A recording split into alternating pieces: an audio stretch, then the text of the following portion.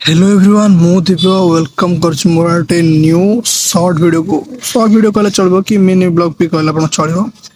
तो वीडियो करार रीजन होची कि रेगुलर बेसिस रे कोन पय वीडियो आसी पारुनी, डेली वीडियो को पय अपलोड करनै से मु कहूची कि मु 12 डिसेंबर रु गोटे जॉब करलेनी, से जॉब रे एंगेज हेलेनी। तो वीडियो सेति पय आसी पारुनी, टाइम भी मिलुनी करै पय।